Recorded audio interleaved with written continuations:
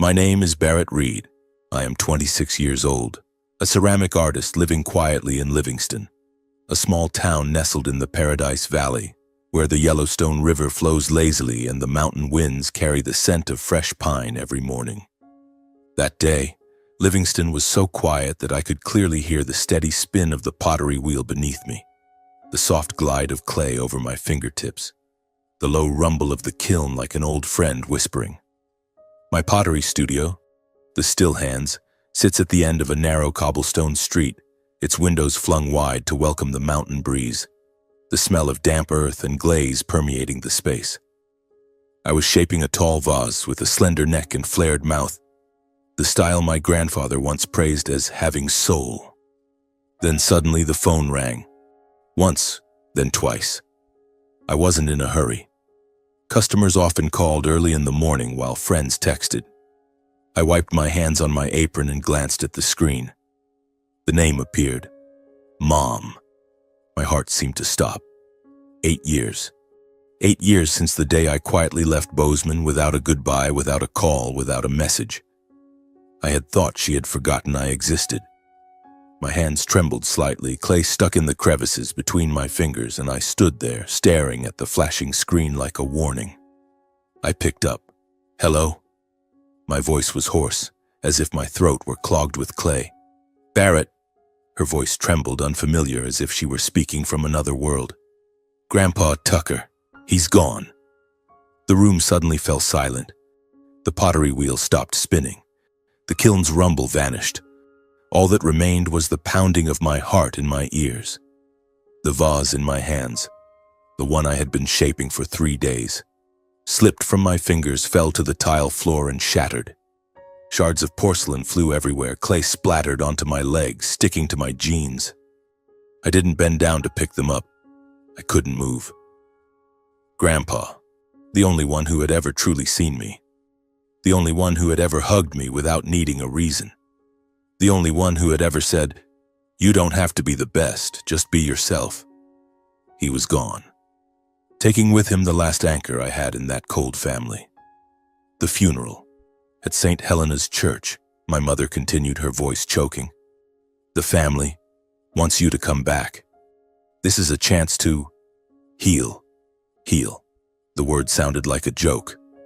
I was silent, unable to speak, unwilling to speak. In my mind, images of Grandpa appeared, his calloused hands placed over mine, teaching me to spin the wheel, teaching me patience. Clay isn't in a hurry, and neither should people be. Barrett, are you still there? Mom called. I will come, I replied, my voice so soft that even I could barely hear it. The call ended. The phone slipped from my hand, falling onto the wooden table, the screen still glowing. I stood there amid the shards of the broken vase, amid the smell of clay and glaze, amid the Livingston afternoon that remained as quiet as if nothing had happened. But inside me, everything was collapsing. I knelt down, picking up the broken pieces of porcelain one by one. Each sharp shard cut into my skin, but I felt no pain. Only cold, bone-chilling cold, like the day I was 18, leaving home without anyone knowing. Like the day I realized I was just a shadow in my own family. 8 years. I had built a new life here. This pottery studio was my home. The apprentices were my friends. The vases and bowls I shaped were my breath. I had thought I had escaped Bozeman, escaped that family that only knew how to love with words, with appearances, with achievements. But now, Grandpa was gone, and I had to go back. I stood up, wiping my hands on my shirt. The pile of shards still lay there, glinting in the afternoon sunlight. I looked at them for a long time. Then I grabbed the broom and swept them clean. Not keeping a single piece. That vase was dead. Like Grandpa. Like a part of me. I closed the studio early. For the first time in 8 years. I drove back to my small rented house on the outskirts, opened the closet, and took out the only black suit I owned, the one I bought for the studio's first exhibition.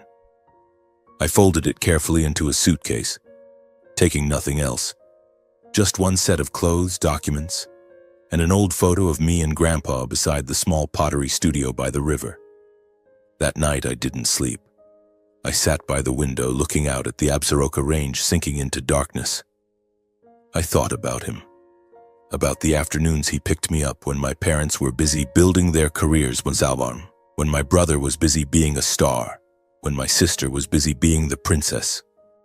Only him. Only the pottery studio. Only the smell of clay and his hoarse laughter. I wondered, if I didn't go back, would he blame me? If I did go back, would I have the strength to face that family? My father, who had never looked at me with pride. My mother, who had never defended me even once.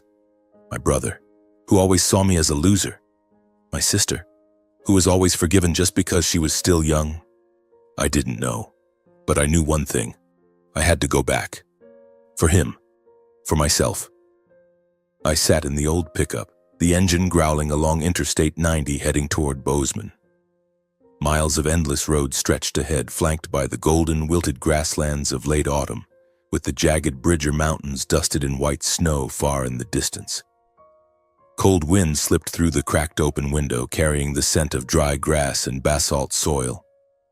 I turned on the radio, but it only crackled with weak signals. Eventually, I shut it off, letting the silence swallow me whole. And in that silence, memories flooded back like a deluge. The old house appeared vividly in my mind. A 2-story Victorian mansion, painted white, with a red-tiled roof, a pale blue wooden fence, and a front yard filled with the rose garden my mother meticulously tended. From the outside, it looked warm, like the cover of an architecture magazine. Large glass windows, white voile curtains fluttering, smoke lazily rising from the chimney on winter evenings. But stepping through the heavy oak door, the air inside was as cold as an ice cellar. Laughter was rare, praise even rarer. There was only the sound of my father typing in his study, my mother flipping through fashion magazines, my brother Caden loudly recounting football stories, and my sister Mira whining for new toys. My father, Cohen Reed, was a tall, broad-shouldered man with slicked back hair. Always in a gray or navy suit, his tie knotted so tightly it seemed to choke him. He managed a well-known construction materials company in Montana. Every morning he woke at 5, drank black coffee without sugar, read the financial papers, then dove into meetings and million-dollar contracts. To him, achievement was the only measure of a person's worth. An A+ on the report card, a football championship trophy, first place in a debate competition. Those were the things that made him pause, pat a shoulder, and smile. Everything else was just air. I remember once bringing home a report card full of A's except for a B+ in gym because I hated running. I nervously placed the paper on the dinner table, waiting. Dad glanced at it, frowned. B+ in gym? Are you planning to be an office clerk your whole life? Then he turned to Caden, who had just scored the winning touchdown in the semifinals. Son, I'm proud of you.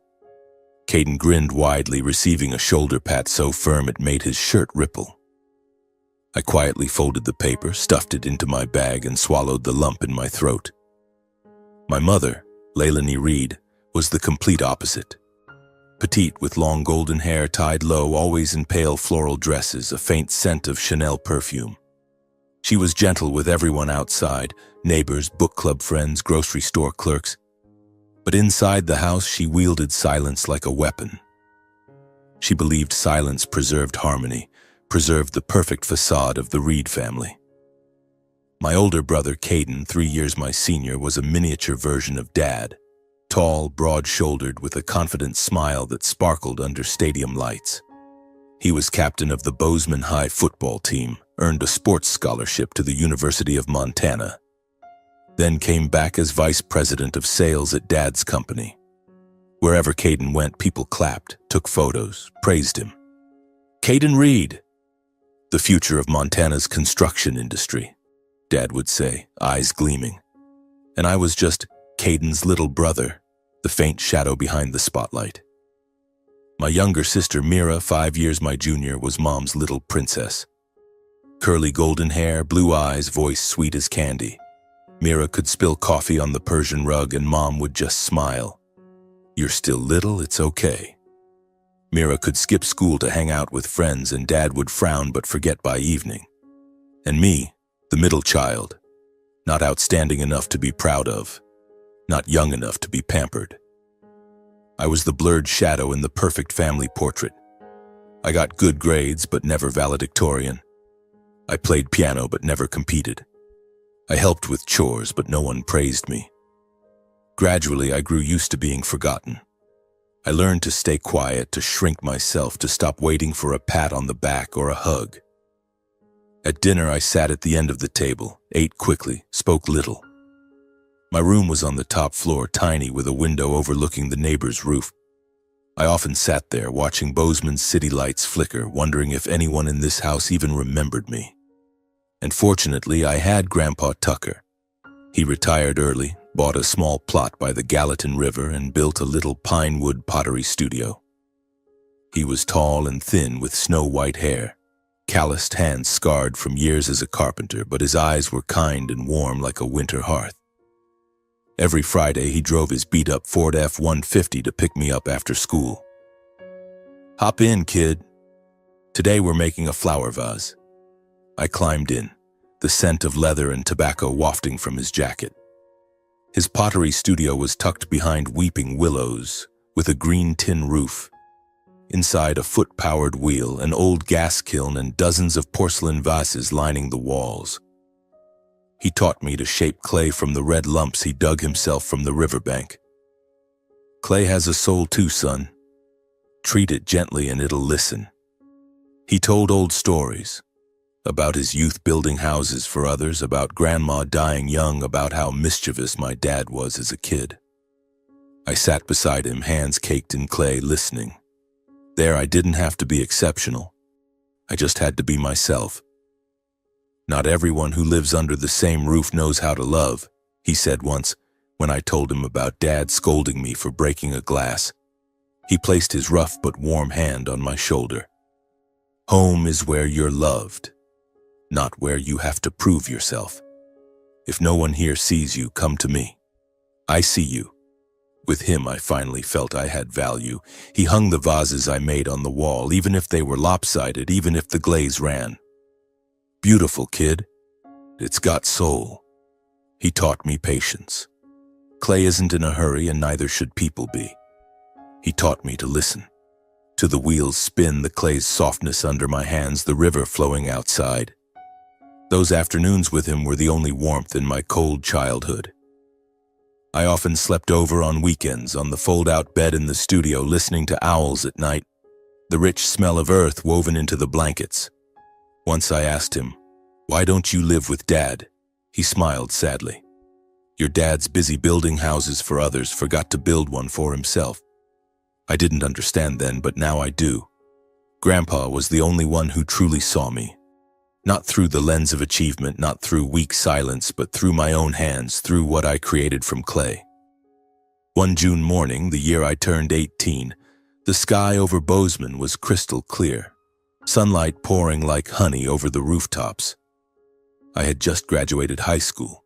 Not valedictorian, not top of the class, just a name buried in a long list. No one came to my graduation. Dad was busy signing contracts. Mom, my brother, and my sister, they didn't show up either. That day I wondered, if I vanished, would anyone notice? I decided to find out. The next morning I woke early, packed my old backpack, a few changes of clothes, the notebook Grandpa gave me for my birthday last year, $2,300 saved from weekend shifts at the bakery, and a small photo of Grandpa snapping me beside the pottery wheel. No note, no goodbye text. I locked my bedroom door, went down to the basement, grabbed my bike, and disappeared into the Bozeman dawn. The air was still misty, streets empty, only the clatter of my chain and my breath fogging in the cold. I headed south, through Livingston, past Yellowstone Gate, then onto I-90 toward Colorado. My legs ached, sweat soaked my shirt, but my heart felt strangely light. I stopped at a rest area near Big Timber, bought a bottle of water, sat on a stone bench watching trucks roar by. My phone was on silent in the backpack. I didn't check, didn't want to know. On the third day, I reached Boulder, a small city nestled beneath the Flatirons, air crisp, full of students on bikes, indie coffee shops, and brick-paved streets. I rented a basement room off Pearl Street, 6 square meters, single bed, shared kitchen, bathroom down the hall, $450 a month. The landlady was a widow, Mrs. Rose, pale blue eyes, silver hair, and a ponytail. She handed me the key with a smile. "Welcome to freedom, young man." I applied to the Applied Arts program at the University of Colorado Boulder. My file was thin. Decent grades, a recommendation from my art teacher, and a portfolio. Charcoal sketches, a few pottery photos taken on my phone. I waited. Every day I biked around the city watching students laugh and talk, listening to acoustic music drifting from sidewalk cafes. For the first time, I didn't have to explain who I was or prove I deserved to exist.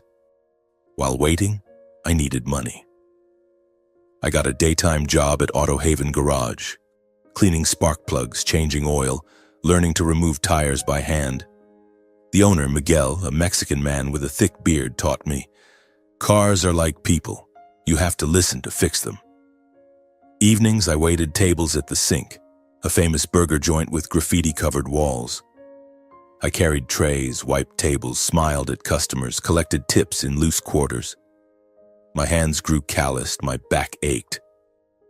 But every night I returned to my room, counted the money, and logged expenses. $12 for food, $3 for gas, $5 for miscellany. I learned to cook instant noodles with eggs, hand-wash laundry, patch torn jeans. My phone stayed silent. No calls. No texts. No one asking, "Where's Barrett?" I checked for the first time on day 5, only spam emails and a low battery alert. I laughed, but tears rolled down. The brutal truth, my absence left no void in that Bozeman house. Dad was in meetings. Mom was at afternoon tea. Caden was partying. Mira was taking selfies. I was just a shadow, gone and no one noticed. Instead of despair, I chose resolve. I would prove it, not to them but to myself. I was accepted. Partial scholarship. I took out loans for the rest. First class, sculpting form with clay. The professor, Elena, short purple-dyed hair, said, "Clay doesn't lie. It reflects you." I shaped. My hands shook, but the clay obeyed. I remembered Grandpa. The wheels spin, his hoarse laugh. I made a lopsided vase, olive green glaze. Elena hung it on the wall. Beautiful imperfection. Life was harsh, but I was free. No one compared me to Caden. No one said I was still little like Mira. No one sighed when I came home late. I took care of myself, cooked, cleaned, learned to sleep on the sofa when rent was short. Every night after my shift, I sat by the basement window watching Boulder's lights flicker, thinking of Grandpa. I opened the notebook and wrote, "Today I made a 40-centimeter vase. Glaze cracked slightly, but beautiful. Grandpa would like it." I taped his photo, him by the wheel, on the wall next to the exam schedule. I worked extra hours in the school pottery studio, free in exchange for clay and kiln access. I made vases, bowls, cups, sold them at weekend markets to pay debts.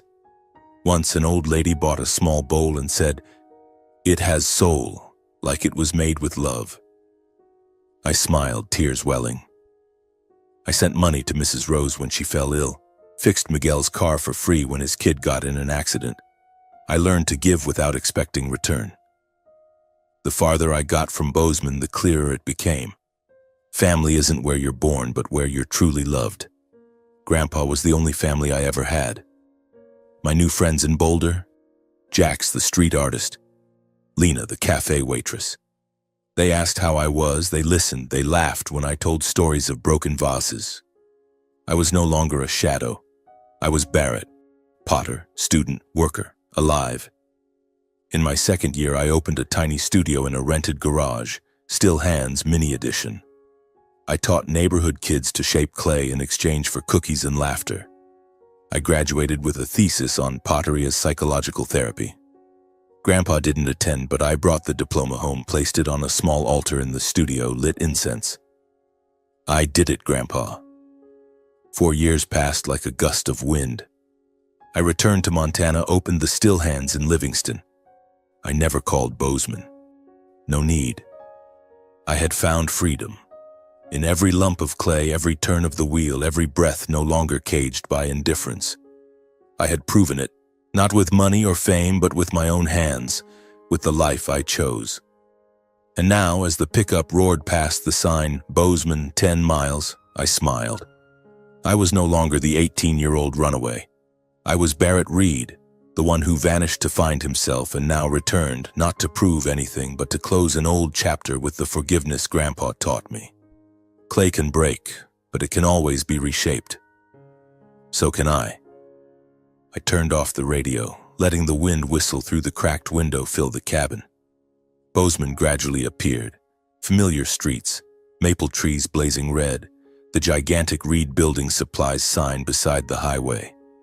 Stylized R logo, painted navy blue, as proud as my father. I gripped the steering wheel, knuckles whitening. My mother's call still echoed in my head, trembling voice, the invitation to heal. I knew I had to return. For him.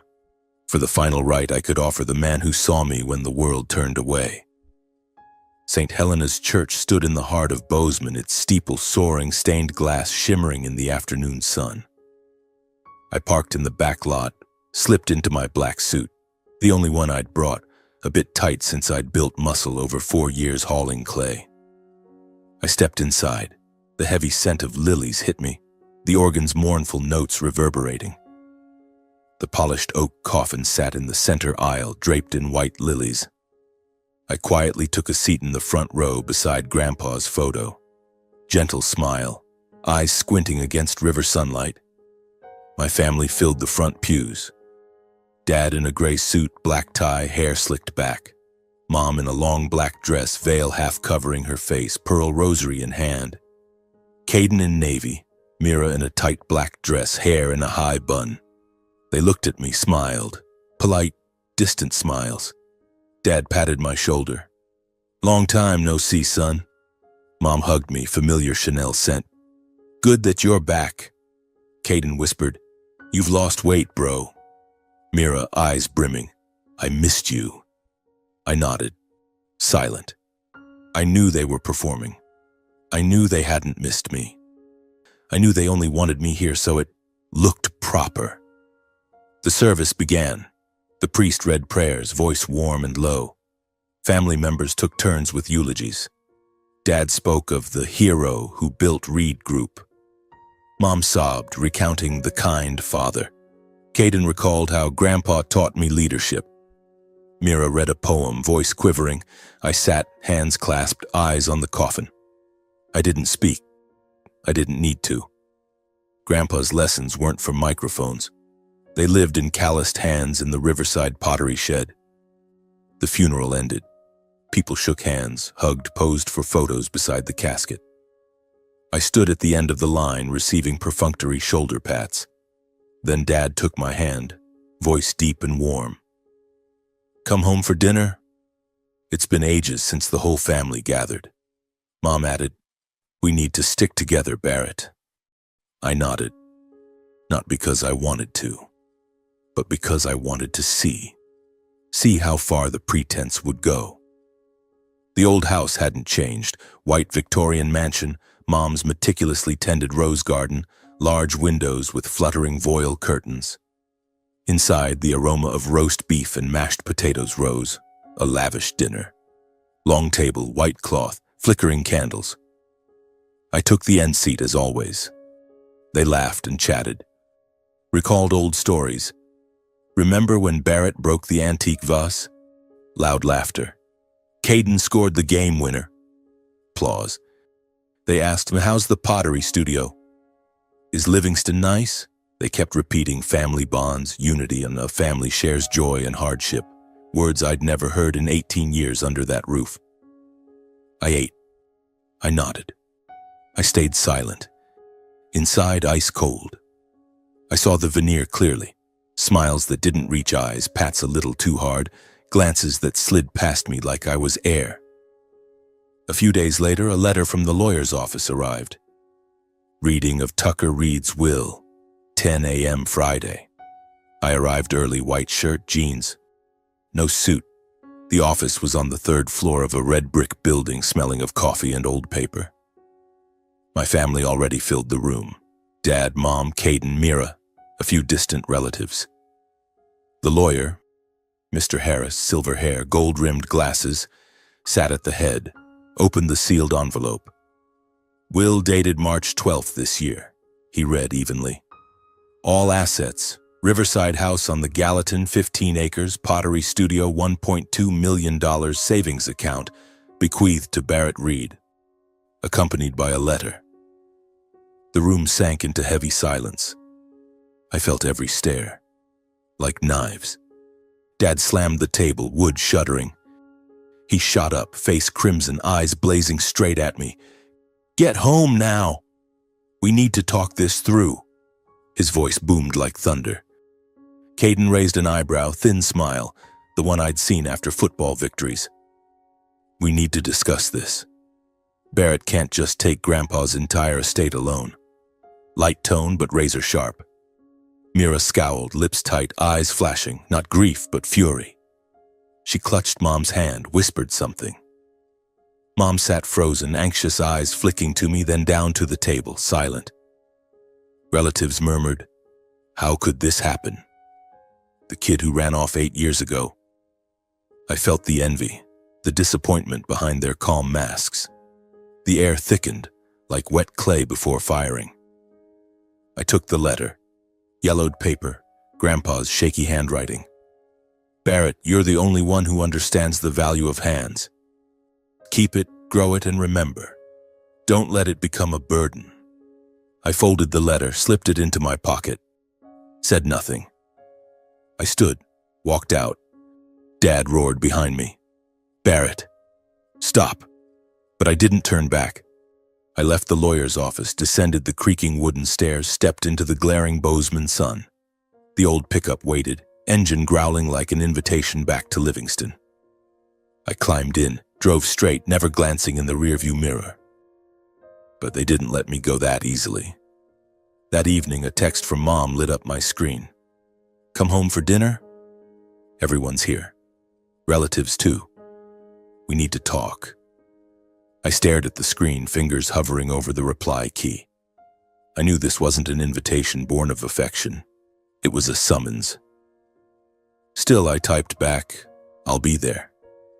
For Grandpa. Because I wanted to see with my own eyes how ugly greed disguised as family love could get. The old house blazed with lights like a festival. Cars packed the driveway, Dad's BMW, Caden's Jeep, Mira's pink Mini Cooper, and several SUVs from distant relatives. I parked outside the gate, walked through Mom's meticulously pruned rose garden. The heavy scent of damp earth and blooms thick in the air. The door swung open. Mom hugged me on the threshold. "You're here." The familiar Chanel perfume, but her arms stiff like embracing a stranger. Inside, the living room overflowed with people. Relatives from Billings, Helena, Missoula, Uncle Ted with his bushy beard, Aunt Margaret in sapphire glasses, cousins with wives and kids. Laughter boomed, wine glasses clinked. The aroma of grilled meat and garlic bread wafted everywhere. The long dining table had been dragged into the living room, white cloth, flickering candles, white lilies centerpiece, just like the funeral, but now for unity. I was pushed into the end seat as always. Dad at the head, gray suit, tie loosened, face flushed from wine. Mom to his right, black dress, pearl rosary glinting. Caden to his left, white shirt unbuttoned at the collar. Mira in a tight red dress, no longer funeral black. Relatives surrounded us, eyes skimming me like an appetizer. Dinner began. Rare roast beef, buttery mashed potatoes, organic vegetable salad. They laughed and chattered. "Remember when Barrett broke the antique vase?" Uncle Ted roared. "Caden scored the game winner." Aunt Margaret clapped. Then they turned to me. "How's the pottery studio in Livingston?" "How's business?" I answered curtly. Good. Fine. They nodded, but their eyes never left the letter bulging in my shirt pocket. Every conversation circled sharing, unity, and family. Dad raised his glass. The Reeds must stick together. Glasses clinked. Caden added, share joy and hardship. That's true family. Mira, eyes brimming. We're one family, right, Barrett? I nodded, sipped the red wine, bitter and astringent, like the pretense spreading through the room. I understood perfectly. This wasn't family. It was a shell for greed slowly surfacing. They didn't ask how I'd lived the past 8 years. They didn't ask what Grandpa taught me. They only saw the letter, the $1.2 million inheritance, the 15 acres, the Riverside Pottery Studio. Their eyes gleamed, not for me but for the numbers. As dinner neared its end, dessert, Mom's homemade tiramisu, was served. Dad stood. His wine glass trembled slightly, his voice heavy, loaded. Barrett, we need to talk seriously. The room fell silent. Cutlery stopped clinking. Every eye locked on me. Dad set his glass down, fist clenched. You shouldn't keep everything alone. Grandpa, surely didn't mean that. This is family heritage. Caden needs a house to start a family. Mira needs tuition for study abroad. We have to share. I stayed calm. I laid down my knife and fork, wiped my mouth with the napkin, voice even. I want to honor Grandpa's wishes. He wrote it clearly. Dad's jaw tightened, face crimson. From wine, from rage. He slammed the table, glasses rattling. Wishes? The old man was senile. You think you deserve more than the rest of us? Caden arched an eyebrow, thin, contemptuous smile. Without Mom and Dad, where would Barrett be sitting right now? You ran off for 8 years, now come back to hog everything? Don't be selfish. Mira fake cried, tears rolling. But I saw it clearly. Her eyes flashed with anger. You've changed. You're not the old Barrett anymore. How can you be so heartless to your family? Relatives started murmuring. Uncle Ted shook his head. The boy's forgotten his roots. Aunt Margaret whispered to her husband. Betraying family. Such an ingrate. Cousins chimed in. Split it evenly, that's fair. Contempt and envy seeped through every word, every gesture. The side-eye, the sneer, the clenched fists. I sat there, taking it all in. Heart pounding, but hands steady. I felt the hypocrisy slowly strangling the room like wet clay squeezed too hard, cracking from within. The atmosphere swiftly turned into open attack. Dad slammed the table again. Wood thundering. Barrett, do the right thing. This is family property, not just yours. Insults poured like hail. Selfish. Ungrateful. Traitor. Grandpa would be disappointed if he knew. Mom sat silent, anxious eyes flicking to me, then down to the table, twisting her pearl rosary. Not a word in my defense, as always. I stood. No shouting. No arguing.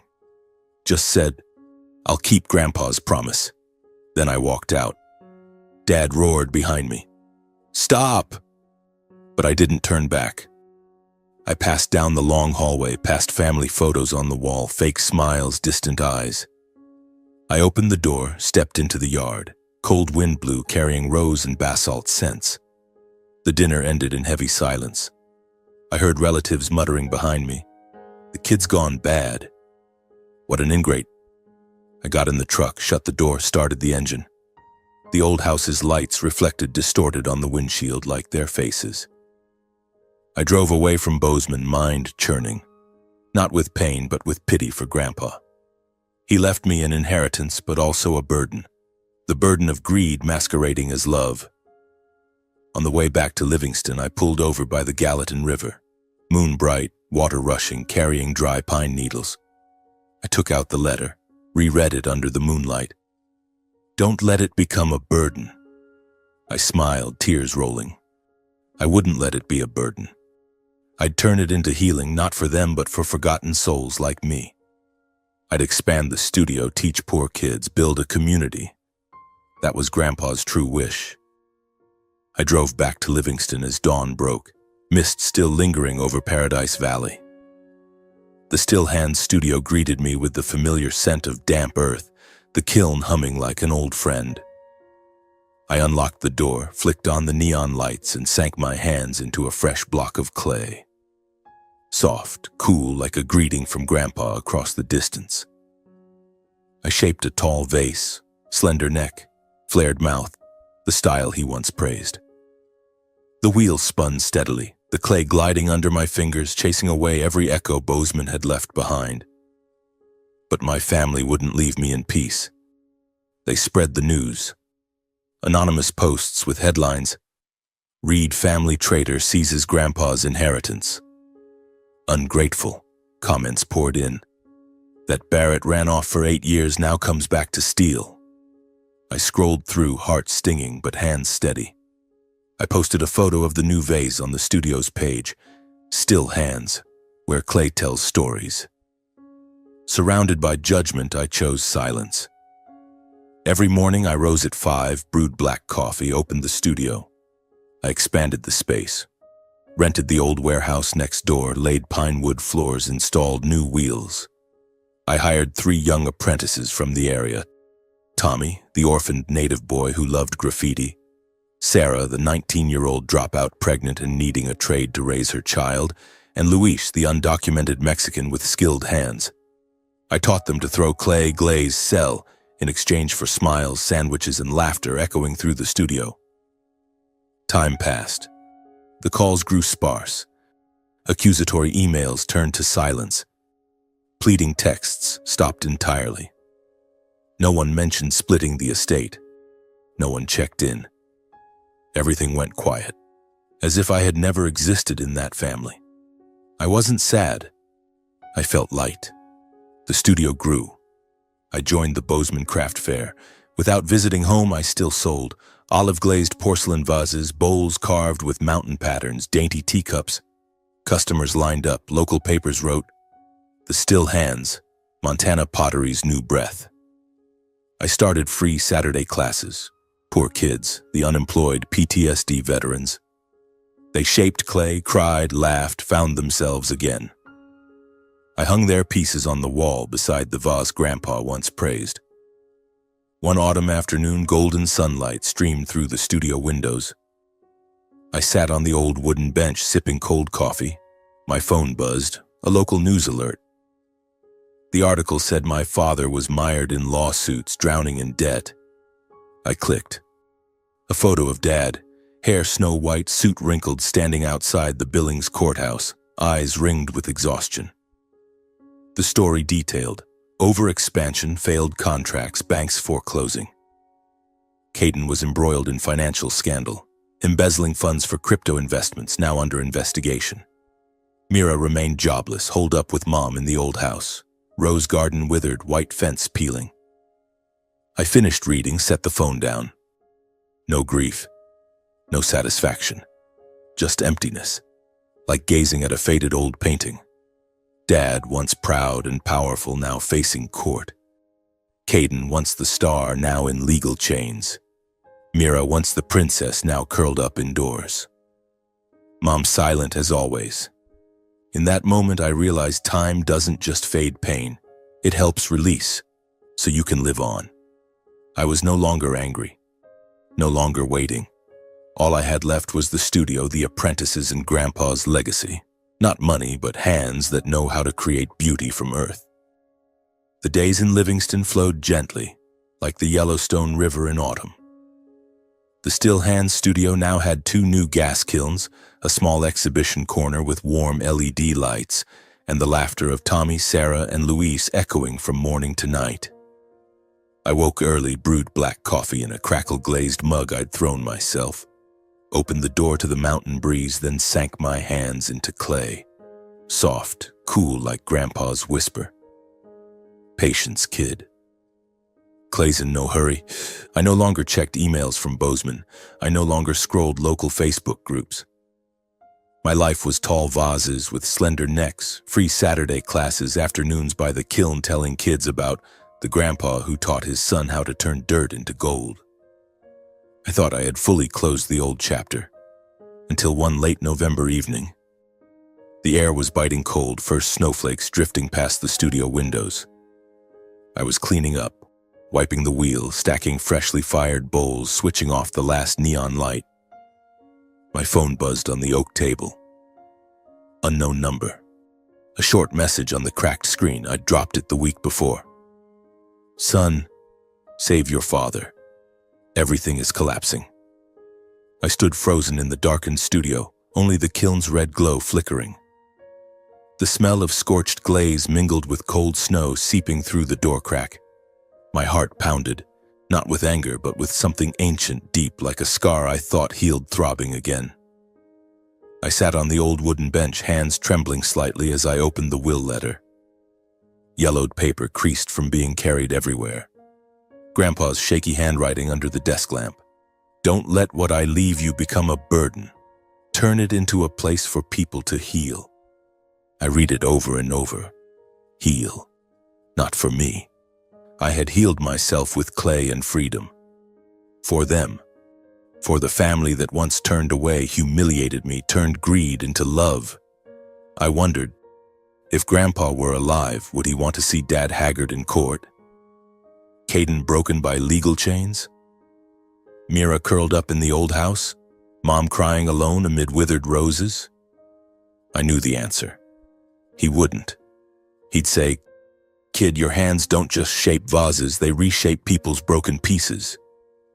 Many nights after I couldn't sleep, I sat by the kiln watching the fire flicker, thinking of Bozeman, of the riverside house, old green tin roof, foot-powered wheel, the rich smell of river clay, of Grandpa sitting there telling old stories, teaching patience. I wrestled between pity and caution. Pity, because they were blood after all. Caution, because I knew greed could wear repentance's mask. But in the end, the last sliver of compassion won. Not duty, not forgiveness. Opportunity, for them to redeem themselves as Grandpa wished. I decided to return to Bozeman. I drove on a thick snow morning. I-90 was slick, tires rolling slowly over fresh white. Bozeman emerged through fog, the St. Helena steeple hazy, the Reed Group sign now removed, only a bare iron frame. I turned onto the old road to Grandpa's house, now mine by will. The small pine house by the Gallatin was in ruins, tin roof punctured, windows shattered, weeds choking the yard. The pottery studio beside it dust-covered, the wheel missing a leg, kiln stone cold. I parked, entered the main house, the once white Victorian mansion, paint peeling, fence leaning, rose garden dead. The door was ajar. I knocked lightly. Mom answered, hair snow white, eyes ring dark, gray dress rumpled. She looked at me, eyes wide, then down. "Barrett." Inside, the air was frigid. Dad sat in the old armchair, suit wrinkled, hands shaking around a whiskey glass. Caden sprawled on the sofa, eyes bloodshot, stubble thick. Mira huddled in the corner, hair tangled, eyes swollen. No one spoke, only wind whistling through broken panes. They looked at me awkwardly, like seeing a ghost from the past. I broke the silence. "I'm here to help, but with conditions." Their eyes lifted, hope mixed with suspicion. I continued. "Preserve this house, Grandpa's house.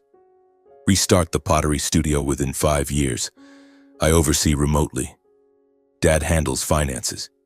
Caden operations. Mira personnel. No salary first month. Just a chance." Dad opened his mouth to argue, but I raised a hand. "If you want dignity back, start by doing right, building from the legacy you once scorned." No one dared object. Dad bowed his head. Caden nodded faintly. Mira whispered, "Okay."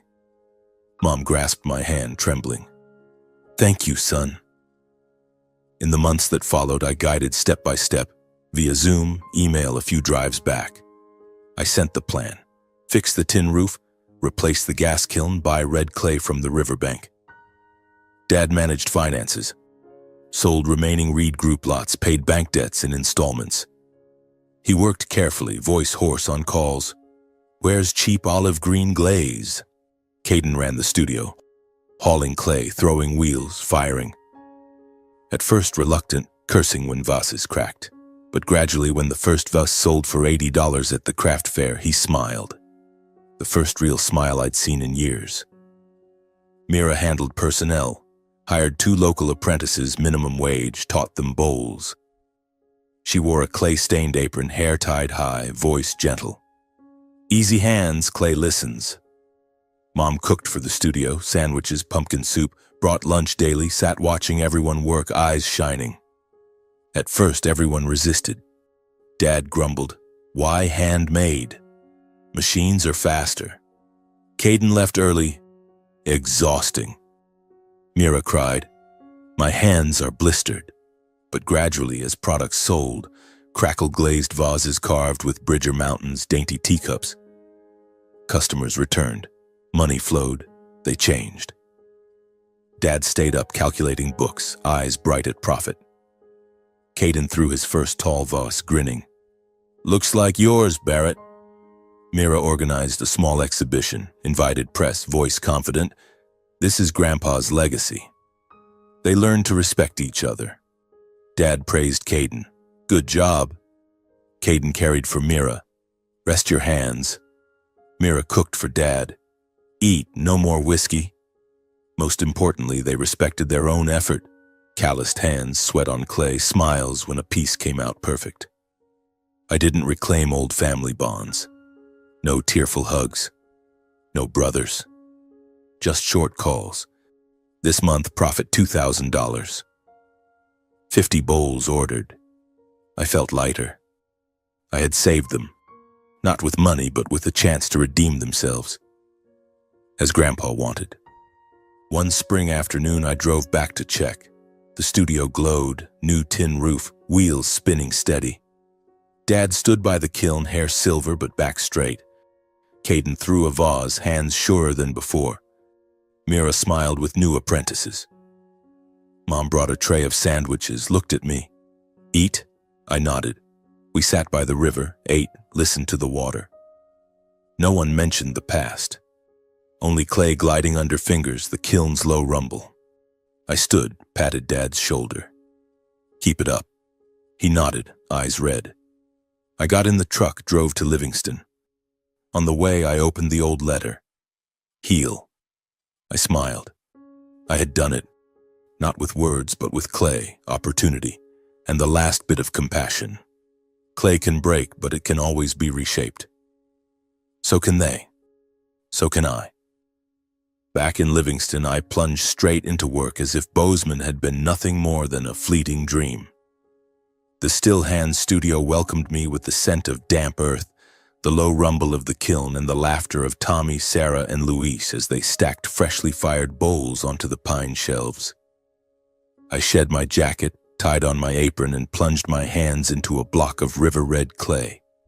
Soft, cool, like a distant greeting from Grandpa. I shaped a tall vase with a slender neck and flared mouth, the style he once called soulful. The wheel spun steadily, the clay gliding under my fingers, sweeping away every lingering echo of Bozeman. I poured most of my time into the studio. Early mornings I rose at 5, brewed black coffee in the crackle-glazed mug I'd thrown myself, opened the door to the Absaroka mountain breeze. I expanded the free vocational classes, not just Saturdays but Wednesday afternoons too. Unemployed workers from the shuttered paper mill in Milltown, troubled teens from the reform camp near Helena, native children from the Crow Reservation. They arrived with worn backpacks, trembling hands, eyes full of doubt. I taught them to throw clay, glaze, sell. I promised no riches, only this. Your hands will tell your own story. There was a boy named Eli, 14, fatherless, mother an alcoholic, once caught shoplifting. His hands shook the first time he touched clay. "I can't do this," he whispered. I placed a hand on his shoulder. Clay doesn't judge. Just be patient. 3 months later, Eli threw a bowl carved with the Bridger Mountains, olive green glaze. He sold it for $40 at the craft fair, eyes shining. "I bought new shoes for my little sister." I smiled, tears welling. That was when I knew. Grandpa's legacy wasn't just the studio, it was healed hands. One August afternoon at the local art fair, golden sunlight bathed Livingston's town square. I brought 10 crackle-glazed vases, 5 teacup sets etched with Yellowstone River patterns. Small booth, pine table, warm LED lights. Crowds buzzed, laughter filled the air. I was wiping a vase when a gentle voice came from behind. "This one's beautiful. Is the crackle natural or intentional?" I turned. A woman with brown hair and a low ponytail, green eyes, white linen dress, handmade silver bracelet. "Intentional," I smiled. "Clay sometimes needs cracks to breathe." She laughed, eyes crinkling. "I'm June, art teacher in Missoula, looking for a partner on a school project." We talked until the fair closed. June spoke of her students, refugee children from Syria, Ukraine, kids who'd seen bombs fall. They need something to hold, to create, to believe they still control something. I nodded. "Clay's the best therapy." We exchanged numbers, promised to meet again. From there, we collaborated. June brought students to the studio on weekends. I taught throwing. She taught pattern painting. Together, we designed school ceramic sets, lunch bowls, water jugs, teacups, sold for fundraising. Time passed. Post-work coffees, sunset drives along the Yellowstone, nights by the kiln swapping stories. I told her about Grandpa, Bozeman, the forgotten years. June spoke of her father, a wood sculptor who died young, her mother a piano teacher in Missoula. We didn't confess love. It just happened. Holding hands crossing the street, a light kiss when June dropped a vase. "Good luck," she laughed. Love arrived gently like glaze flowing evenly over a pot. Meanwhile, the Bozeman studio recovered. Monthly reports, revenue up 30%, Yellowstone tourists buying crackle vases, local papers, Reed Pottery Studio, exemplary Montana traditional craft. Dad sent photos. Him by the new kiln, silver hair but straight back.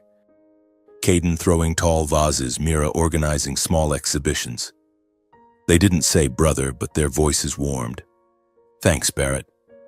The following year, the Montana Crafts Association held the Creator Contributing to Community Award at the Ellen Theater in Bozeman.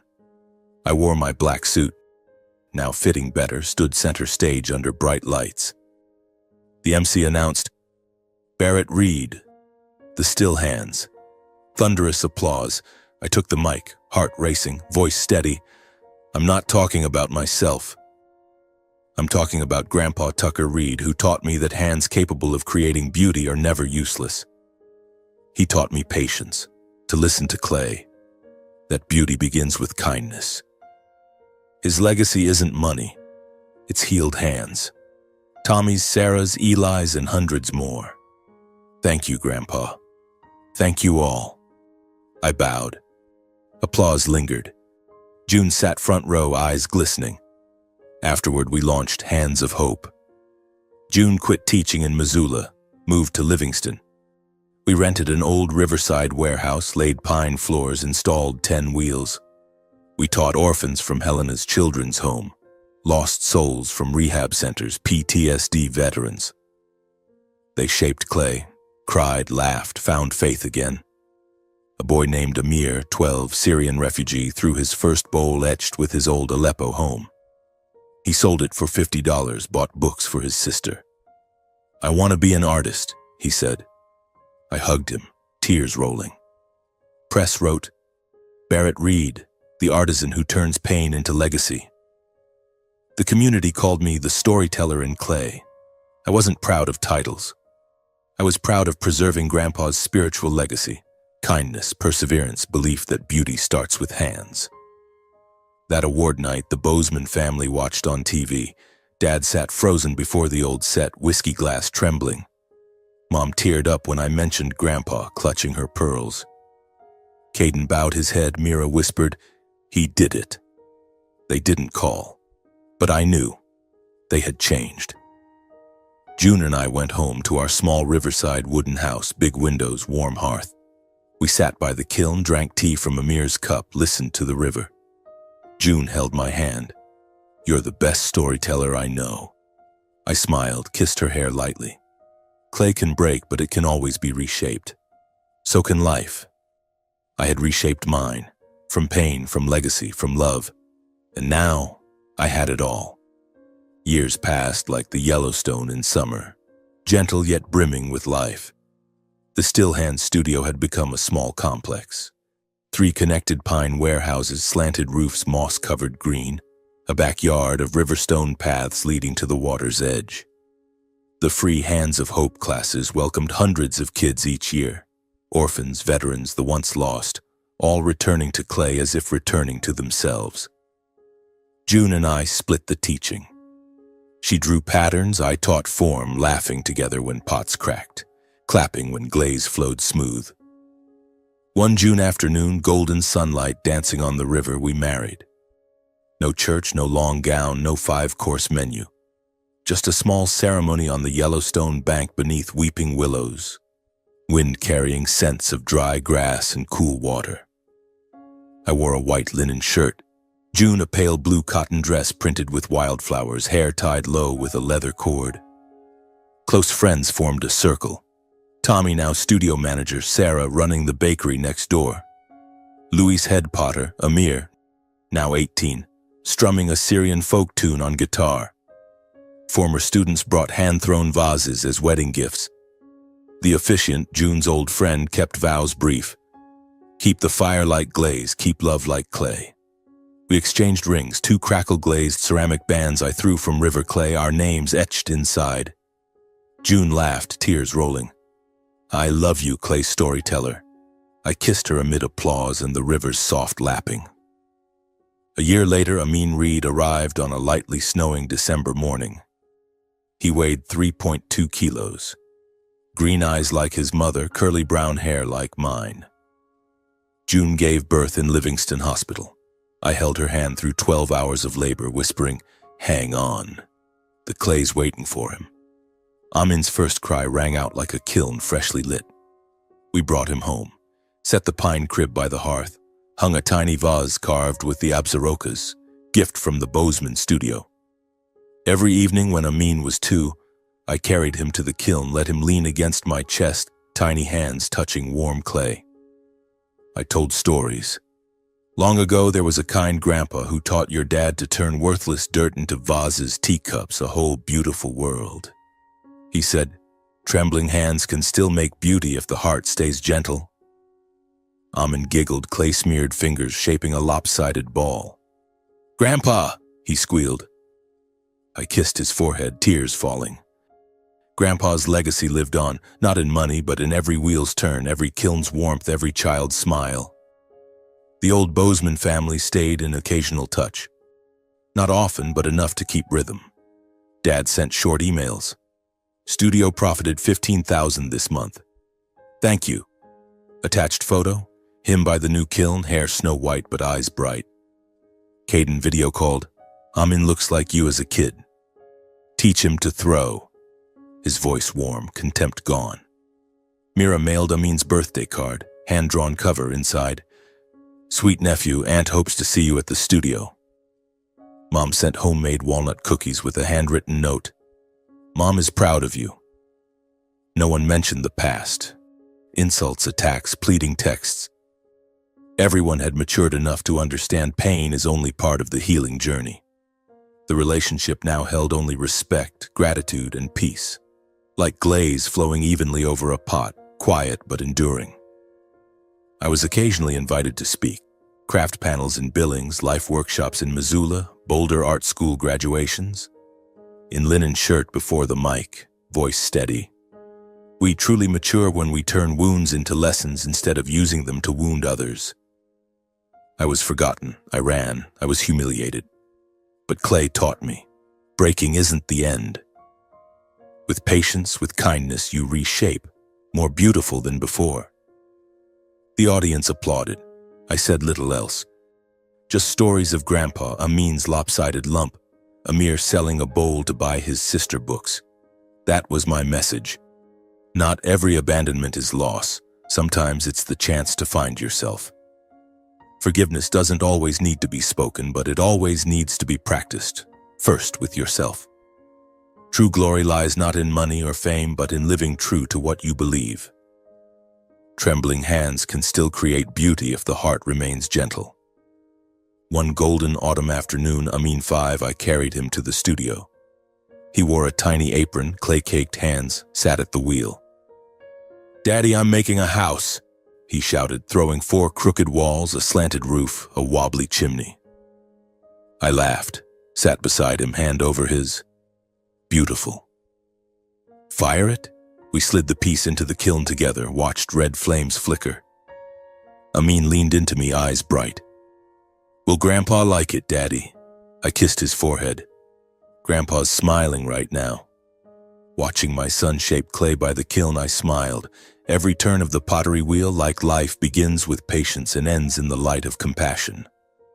Clay can break, but it can always be reshaped.